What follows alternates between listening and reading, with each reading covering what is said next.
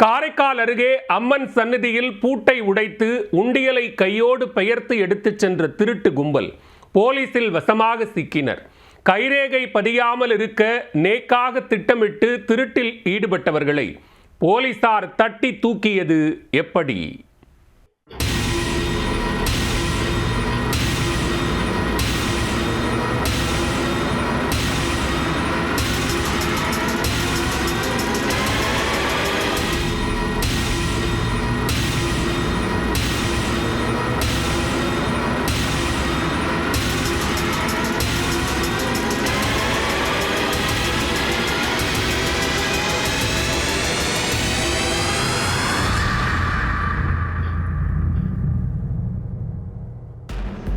நள்ளிரவில் கோவில் சுவரேறி குதித்து உள்ளே புகுந்த திருட்டு கும்பல் உண்டியலை கையோடு பெயர்த்து எடுத்துச் செல்லும் அபேஸ் காட்சிகள்தான் இது.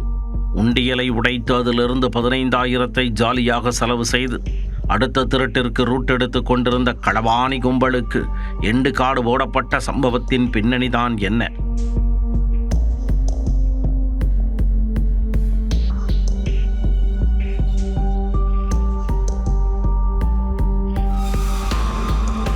காரைக்கால் மாவட்டம் திருப்பட்டினத்தில் உள்ள பிரசித்தி பெற்ற பசுபதீஸ்வரர் கோவிலில் சம்பவத்தன்று வழக்கம் போல பூஜையை முடித்துவிட்டு அர்ச்சகர் கோவிலை பூட்டிச் சென்றார். அப்போது நள்ளிரவில் ஆட்கள் நடமாட்டம் இல்லாத நேரம் பார்த்து கோவிலில் சுவரேறி குதித்த 3 பேர் கொண்ட கும்பல் அம்மன் சன்னதியில் உள்ள இரும்பு கதவை உடைத்துள்ளனர். அதில் ஒருவர் சத்தமே இல்லாமல் உள்ளே புகுந்து கோவில் உண்டியலை உடைக்க முயன்றுள்ளார். ஆனால் உடைக்க முடியாமல் போனதால் உண்டியலை கையோடு பெயர்த்து எடுத்து தூக்கிச் சென்றனர். மறுநாள் வழக்கம் போல கோவிலை திறந்த அர்ச்சகர் உண்டியல் திருடு போனது குறித்து கோவில் நிர்வாகத்தினருக்கு தகவல் கொடுத்து போலீசில் புகார் அளித்தார். புகாரின் பேரில் திருப்பட்டினம் காவல் நிலைய அதிகாரிகள் CCTV காட்சிகளின் அடிப்படையில் உண்டியல் திருடர்களை பிடிக்க களத்தில் இறங்கினர். தடயவியல் வல்லுநர்கள் மற்றும் கைரேகை நிபுணர்களை வரவழைத்து ஏதாவது தடயங்கள் சிக்குகிறதா எனவும் ஆய்வு செய்தனர்.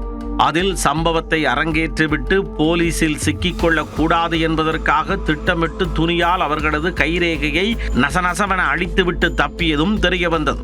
மறுபுறம் ஏரியாவிற்குள் நடமாடிய மர்ம நபர்களின் விவரங்களை திரட்டி அந்த நேரத்தில் செல்போன் டவரில் பதிவான எண்களை வைத்து திருட்டில் ஈடுபட்ட கும்பலை போலீசார் நெருங்கினர். அதில் நாகை மாவட்டத்தைச் சேர்ந்த ராகேஷ், முரடி, இளையராஜா உள்ளிட்ட 3 கைது செய்து போலீசார் திருட்டு குறித்து விசாரித்துள்ளனர். திருடச் சென்ற இடத்தில் வசமாக சிக்கிய வடிவேலு 007 பாணியில் கண்டதை கூறி கன்ஃபியூஷன் உண்டாக்கி போலீசாருக்கு போக்கு காட்டினார். இனி இப்படி விசாரித்தால் சரிவராது என்பதை உணர்ந்த தனிப்படையினர் ஸ்பெஷல் ட்ரீட்மெண்ட் கொடுக்க ஒவ்வொருவராக உண்மையை கக்கினர். பின்னர் பிடிபட்டவர்களிடம் இருந்து திருடப்பட்ட உண்டியல் 12,450 ரூபாய் ரொக்கம், 3 மோட்டார் சைக்கிள், 4 செல்போன்களை பறிமுதல் செய்தனர். மேலும் அவர்களின் திருட்டுக்கு உடந்தையாக இருந்த 2 போலீசார் கைது செய்தனர். விசாரணைக்கு பின்னர் 5 பேரையும் நீதிமன்றத்தில் ஆஜர்படுத்தி பின்னர் அவர்களை சிறையில் அடைத்தனர்.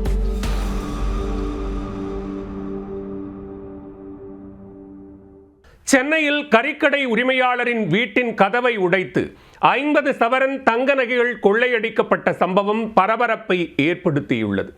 ஆளில்லாத நேரத்தில் கைவரிசை காட்டிய கொள்ளையர்கள் போலீஸ் வலையில் சிக்குவார்களா?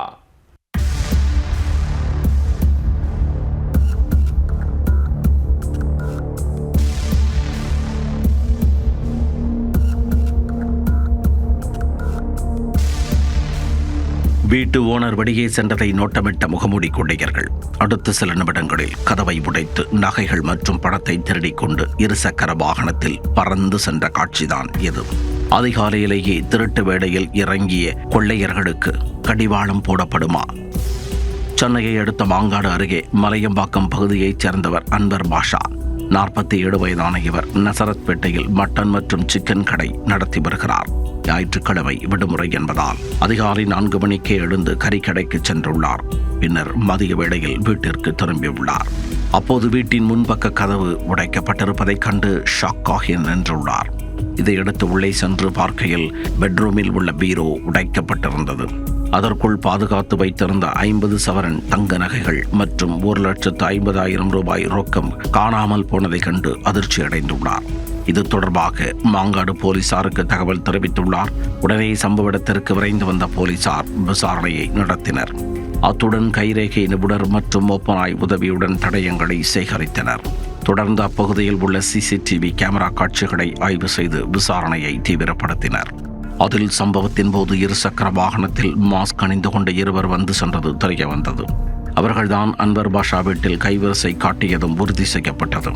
மேலும் சம்பவத்தன்று அவர் கடைக்கு சென்றதை நோட்டமிட்டு அடுத்த சில நிமிடங்களிலேயே திருட்டில் ஈடுபட்டதும் தெரிய வந்தது.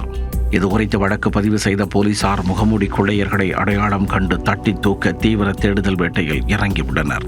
அச்சுறுத்தலாக விளங்கும் கொள்ளையர்களை விரைந்து கைது செய்ய வேண்டும் என்றும் அப்பகுதி மக்கள் கோரிக்கை விடுத்துள்ளனர்.